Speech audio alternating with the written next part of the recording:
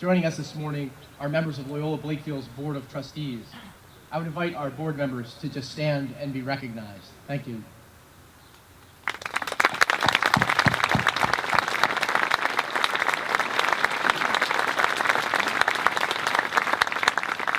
And at this time, Mr. Day, our president, would like to recognize the class of 1964. Thanks, John. Good morning, everybody. Good morning. Sitting to my right are a group of gentlemen who 50 years ago received their Loyola High School diplomas in this very hollow, in the same fashion as the members of the class of 2014. It's an honor to have these gentlemen with us today, a testament to their devotion, their loyalty, and their love to Loyola and one another. So please join me in welcoming back our newest Golden Dons, the Loyola High School class of 1964.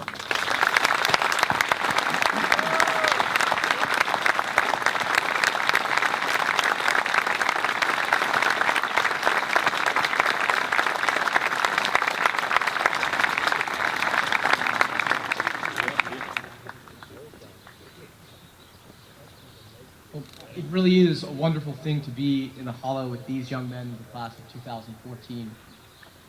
And I want to do something Ignatian right now. I want us to take a minute to really be here in this moment, to look around and take it all in. The hollow is almost exactly the same as it was nearly 50 years ago. Probably a few less trees. But take a moment and take it all in. Guys, stop thinking about senior week or whatever it is you're doing right after you leave here, and be here with your classmates. And parents, I'm sure your neighbors or Aunt Edna are back at the house following your instructions, planning the party right now, and they're not messing anything up. To paraphrase Gerard Manley Hopkins, this hollow is charged with God's grandeur, and we should be mindful of that moment together. Men, let's start with some thank yous. First, to your parents and grandparents, aunts and uncles, brothers and sisters, and everyone in your family who made sacrifices to make this day possible. Thank you.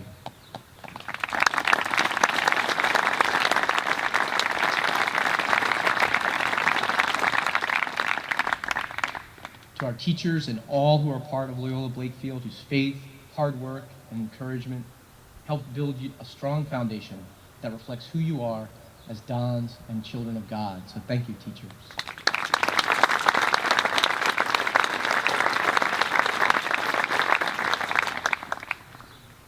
And to our Jesuits, Father George, Father Joe, Father Stegert, and Deacon Jack, all have led us closer to God through their lived faith. So thank you.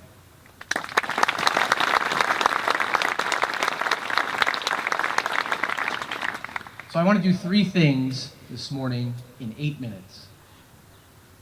One, connect your lives to the life of Pope Francis. Remind you of your Kairos experience and what it means to live the fourth. And then remind you to remember who you really are. So let's start with some context. Back in 1975, before he was Pope, Jorge Bergoglio was named the provincial, the head of the Jesuits in Argentina. He was just 37. He was lucky enough to be part of the 32nd General Congregation. The General Congregation is the chief strategy meeting for the Jesuits worldwide. And one of the decrees approved by the 32nd Congregation was called Jesuits Today. And the opening sentence of that document is actually a summary of our grad principles. It reads, "What is it to be a Jesuit? It is to know that one is a sinner, yet called to be a companion of Jesus." So what is it to be a man for others? What is the purpose of Kairos? What is the purpose of a Jesuit education? It is to know that one is a sinner, yet called to be a companion of Jesus. This idea is central to the way Pope Francis sees the world and our role in it. We are flawed, he says, but we are good and gifted. And finally, we are called to offer our gifts. The Pope describes a time in his young life when he was pierced by God's look of love. And this encounter changed his life. And I know that many of you had that same experience, that overwhelming sense of God's love on Kairos. And I hope it's changed your life. In 1992, Pope Francis, he wasn't Pope yet, he was consecrated bishop, and he chose his motto, Miserando anteque eligiendo. And it means, having mercy, he called him. It's from one of my favorite gospel stories. It's from the call of Matthew. I like this story so much because it reminds us, no matter what we've done, no matter how terrible we are, Christ is still calling us to find and live our vocation.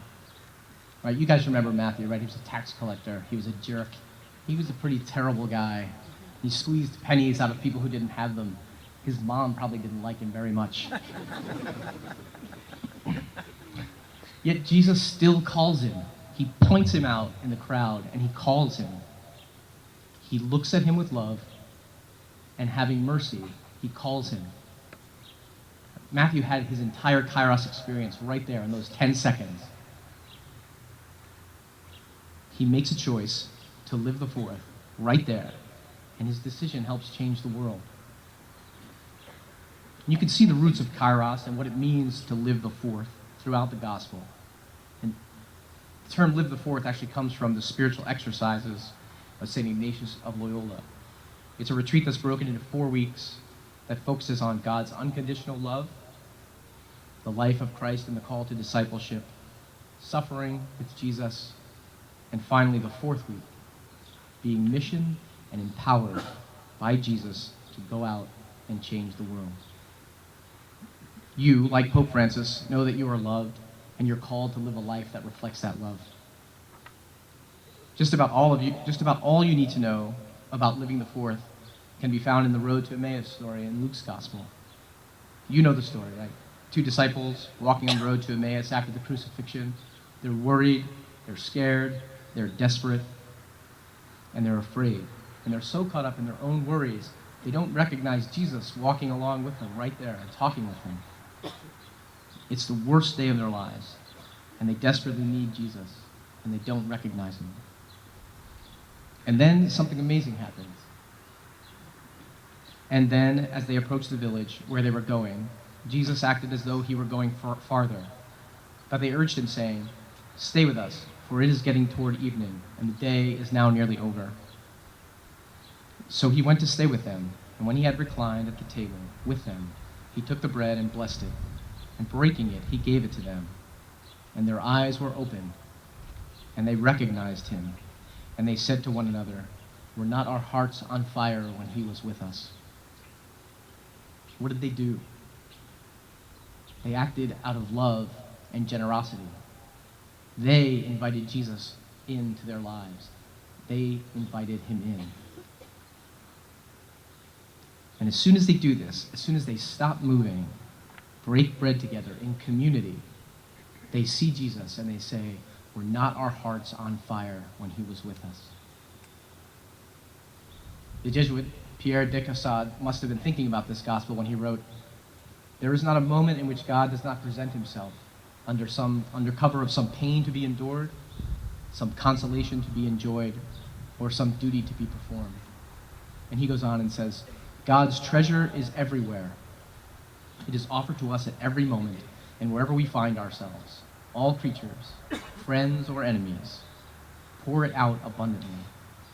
We could not choose to become good, to live the fourth, in a better, more miraculous way than by the simple, wholehearted acceptance of everything that comes to us at every moment of our lives." That is what the disciples did on the road to Emmaus, and is what you are called to do as graduates of Loyola Blakefield. So last June, the Pope addressed a group of high school students, and he had a planned speech, but he went off script pretty much right away. I won't be going off script, though. One of the first questions sounds like it could have come from one of the disciples on the road to Emmaus. The student stood up and said to the Pope Francis, "I have doubts. I'm searching. I'm trying to be faithful, but I have difficulties. Sometimes doubts come to me, and I want to ask you for a few words to help me in my growth.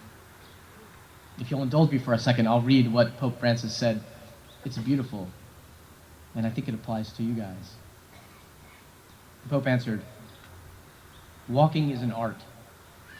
If we are always in a hurry, we tire and we cannot reach our destination, the destination of our journey. Yet if we stop and do not move, we also fail to reach our destination. Walking is precisely the art of looking toward the horizon and thinking about where I want to go, and also coping with the weariness that comes from walking. Moreover, the way is often hard going. It's not easy. I want to stay faithful to this journey, but it's not easy. Listen," the Pope says, "there is darkness. There are days of darkness, days of failure, and some days of falling. Yet always keep this in your thoughts. Do not be afraid of failure. Do not be afraid of falling. Yet, in the art of walking, it is not the falling that matters, but not staying fallen. Get up quickly, immediately, and continue on. But also, it is terrible to walk alone. Terrible and tedious.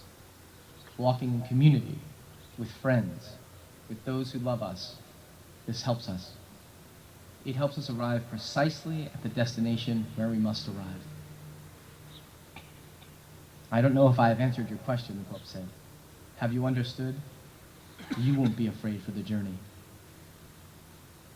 What more is there really to say? Young men of the class of 2014, you are children of God. It is our hope, all of us here, that you won't be afraid for your journey. I heard Father Joe Bregner say this many, many years ago, and it's worth repeating now. God could have chosen to create a world without you in it, but he didn't. God chose to create the world with you in it. He has a plan for you. Our world needs each and every one of you, and it is my hope that you will recognize God when he calls you. Young men of the class of 2014, all of us in this hollow know the good you have done and the great good of which you are capable. Remember the words of John's Gospel, when God says, "It is not you who chose me, but I who chose you." What a powerful reminder of how important you are to God. He chose you, and you are precious to him. Always remember who you are. Each of you is flawed, each of you is good, and each of you is called, and each one of you fills us with great hope for the future. Thank you.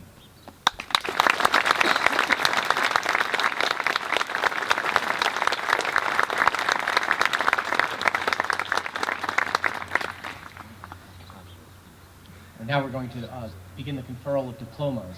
The diploma of Loyola Blakefield is awarded to those who have successfully completed the high school course of studies as determined by Loyola's Board of Trustees, the principal, and the faculty. I'm pleased to present to you our president, Mr. Anthony Day, those who have earned the privilege of the diploma.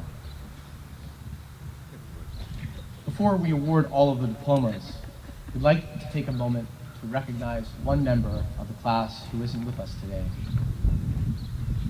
I'll call his name, and then I'd ask that we just have a moment of silence to remember our beloved Don. Joseph Thomas Gorman.